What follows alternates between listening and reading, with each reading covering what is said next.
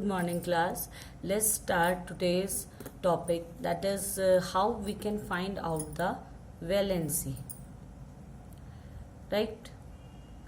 Before finding out the valency, you must know about the symbols of the element, different symbols of the different element and their atomic number, and then how we can electronic configure them.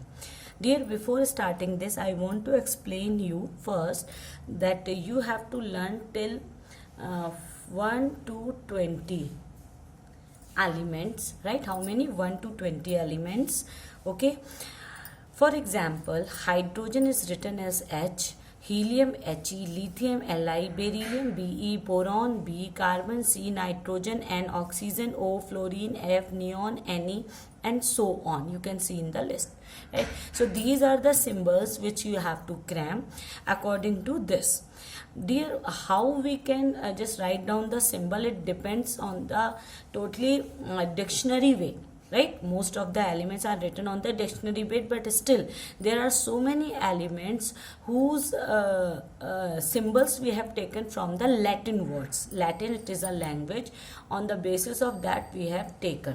For example, if I'll talk about the sodium, right? If I'll talk about the sodium, Sodium.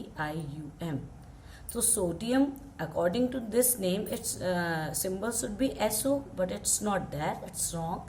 Its symbol is Na. Why? Because the Latin word natrium, from this word we have taken first two letters, that is of sodium. Right, class? So this concept you will read in class 9. So let's start with the atomic number. These lines are the atomic number. Hydrogen having one atomic number. Now I want to tell you or explain you what is atomic number. Atomic number is actually number of protons or number of electrons. Fine, class? Anything or.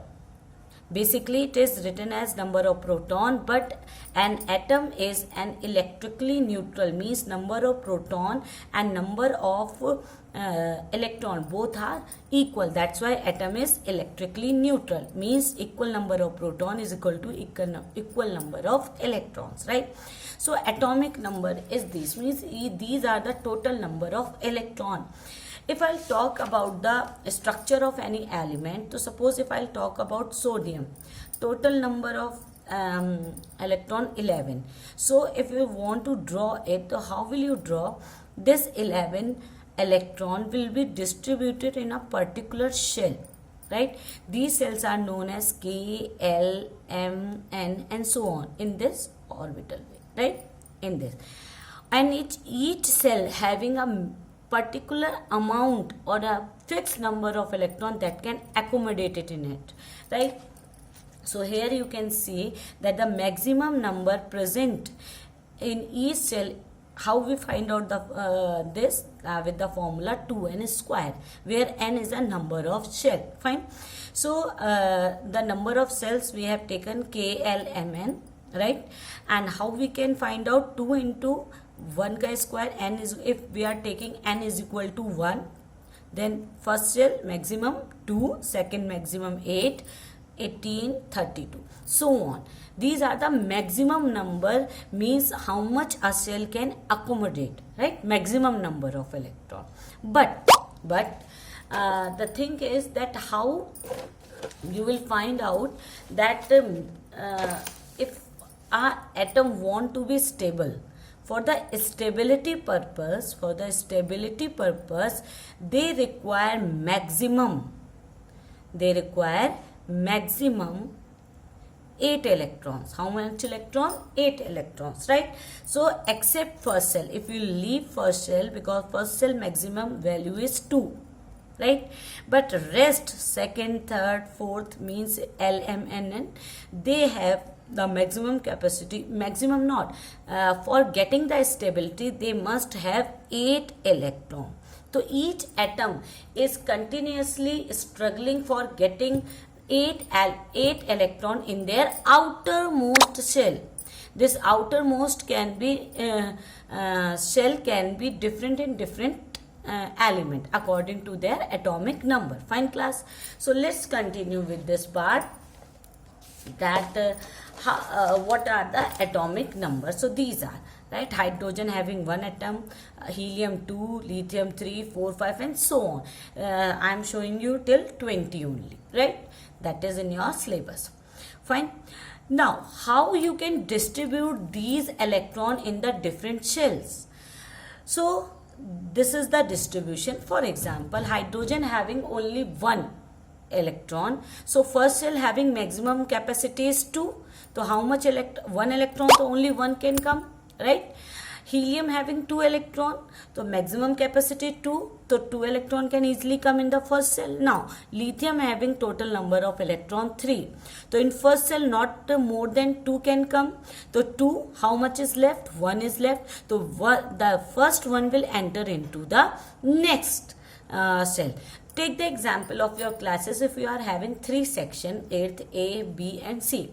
8th A having only 40 student capacity, right? This also having 40, this also having 40, right?